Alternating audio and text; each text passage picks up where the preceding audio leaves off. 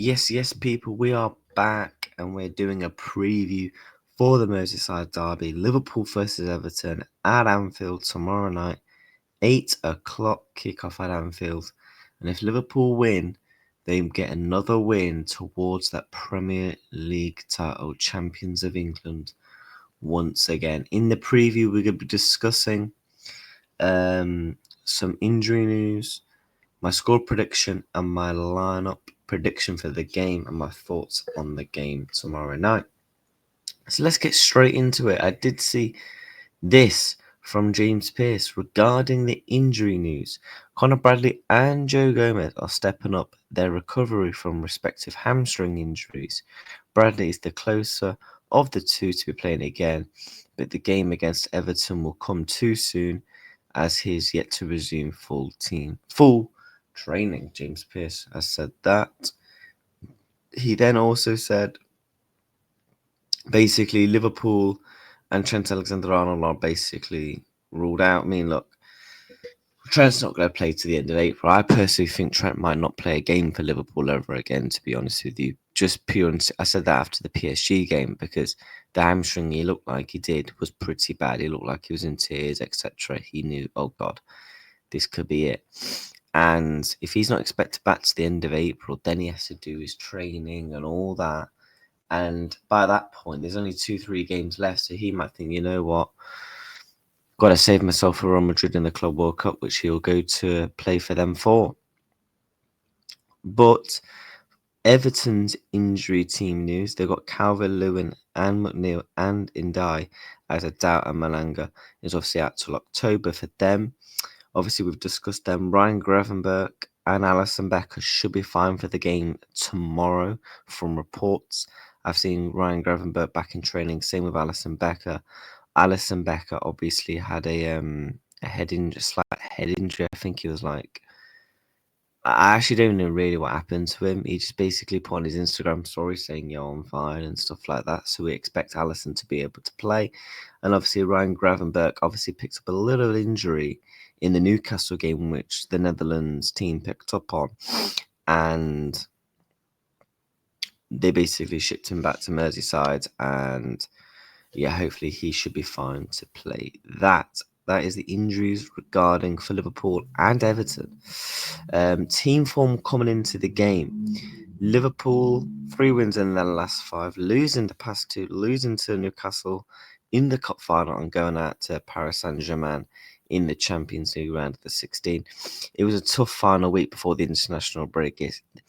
I always find they are the worst. When you've had a rough, like 1 or 2 games before the international break, then you've got to go 2-3 weeks without playing. It's quite annoying, I think, especially losing a cup final and going out of the Champions League in the same week. But before that, was on a decent run, beating Newcastle in the league, beating PSG away in the first leg, and beating Southampton by 3-1. As for Everton, they are unbeaten in the last 5 minimum games, beating Palace by 2-1 away, 2-2 against United, 1-1 against Brentford, 1-1 against Wolves, and 1-1 against West Ham. Right now, they're just grinding out the results with David Moyes, and he's done a brilliant job since coming in, to be honest with you. He's doing well clear of relegation. They're probably going to finish around 13th place in the league. And it's going to be a tough game, like we did see back at Goodison, what was it, like 2 months ago now, where we conceded the last goal to James Tarkowski. You know, the first time a team has actually won a 2-2 match, Everton. So congratulations on that trophy. Make sure you are smashing the likes and subscribe, people, if you are watching the preview still. So that's the team form and the team news.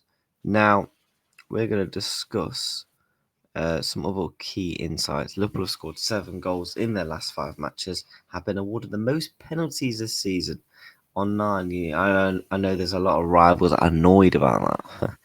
Have kept the most clean sheets in the competition with 12.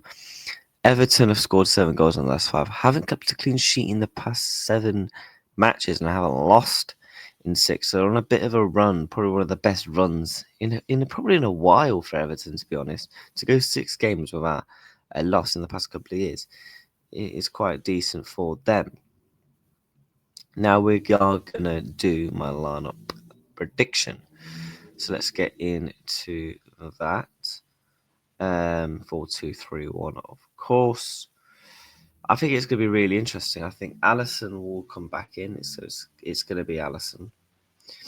The right back, so no Conor Bradley, no Trent Alexander-Arnold. I think right back could be really interesting. I don't think it's as straightforward as people think, because I've seen people saying Szoboszlai could potentially play there. Curtis Jones did come on there in the cup final. You could go Kwanzaa, but I do think Arna will go with the respected Jarell Kwanzaa at right back, and he will get a couple of minutes there. At left back, I do think it will be Andrew Robertson to go to left back position. I just think that Robbo will solidify the left back spot till now at the end of the season, and I just think, respectively, Kostas Tsimikas will be sold in the summer. That is my thoughts and feelings. At centre back, I do think it's going to be Virgil van Dijk and Ibrahim Konate. Now, there was a couple of things about Konate, but he looks like he is in training and he's doing well, so that is good. We don't want to be injury problems as it is, especially when we've got them in the right back spot. We don't want them in the centre back spot. Now, the double pivot role could be interesting because McAllister, we have seen in previous years when our South American players come back off international, they don't tend to play in really the first game back. But we are playing in midweek and they've been back since Thursday? So he's had a couple of times being back in the country. He's had some training sessions. So I do expect Alexis McAllister to come back in, and to partner him will be Ryan Gravenberch. Ryan Gravenberch getting that long, nice 2.5 week rest, which I think he's been needing. I've been crying out for a couple of weeks for Ryan Gravenberch to be rested. And it looks like he is going to get that rest and come back into the Liverpool team. Now, the next 4 players could get really interesting in my prediction. So I do think it's obviously going to be Mohamed Salah on the right. Off the left, it's going to be Cody Gakpo. He got some minutes in the international break for Netherlands. He did also score against Spain as well, which was a really good finish as well in the first leg. So I do think it's going to be Cody and Salah off the left and the right. And thank God Cody's back on the left, man, because he actually looked quite up to speed in the Netherlands game. And I feel like I've been saying it for a while. After the Everton game where he got injured, I feel like we've been missing Cody. We missed Cody, I think, against PSG, because those chances, I think Cody Gakpo probably takes at least one of those chances. And I think if it was a fully fit Cody Gakpo in the final, I do think he could have made potentially a bit of a difference. Down the middle, I do think it's going to be Dominic Szoboszlai, in my humble opinion. Then, who do I think we're playing front three? You've got Diaz, you've got Chiesa, you've got Darwin, Jota. In my opinion, I want to see Federico Chiesa.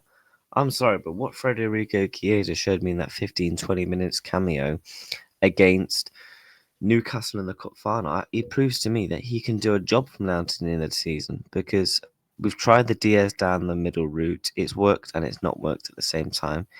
Jota's running like he's in glue, and Darwin Núñez, you just don't know what you're simply going to get. He's either going to get in a scruff, or he's just going to miss loads of chances like he normally does. So I want to see Chiesa, because he's shown that capability in the cup final when he took that nice little finish. And he was actually looking to try and get on the ball, trying to do something, even if it wasn't pulling off, but he was trying to. And I feel like with a couple of more training sessions now, and if he was to keep getting more minutes, he could potentially do a job from now to the end of the season. So that is what I think will start the game. Alisson, Kwanzaa, Konate, Van Dijk, Robertson, McAllister, Gravenberch, Gakpo, Szoboszlai, Salah, and Federico Chiesa. Score prediction coming into the game, I am going to go for a 2-0 Liverpool win. I'm going for Liverpool to win this game 2-0 against Everton, and I believe if we win, that will put us to 4 more wins towards the title. If Arsenal lose, it actually puts us to 3. I actually didn't know this, that if basically Liverpool win and Arsenal lose, it takes away 2 less wins. So right now we need 5. So let's say if Arsenal lose to Fulham and we beat Everton, we only need 3 more wins to go and clinch the Premier League title. So yeah, make sure you are smashing the likes, subscribe. We are going to be doing a watch along for those games. We're going to be doing a watch along for our game, Liverpool against Everton and Fulham against Arsenal. Hopefully Fulham can get the job done because I want to celebrate that Premier League title as soon as possible. I think we go on to win it, but I want to celebrate it as soon as possible, man. It's going to be absolutely beautiful because the Spurs game is actually on my birthday weekend. So that will be mad if Liverpool win the league on my birthday weekend. Fun fact, in 2014, the so-called Gerrard, moment happened on my birthday. So it'd be quite thing to happen 11 years later, Liverpool to go on and win the Premier League on that weekend. Hopefully, fingers crossed, but make sure you are subscribing and smashing the likes to the YouTube channel. Take care, and we'll be back for the watch alongs tonight and tomorrow up the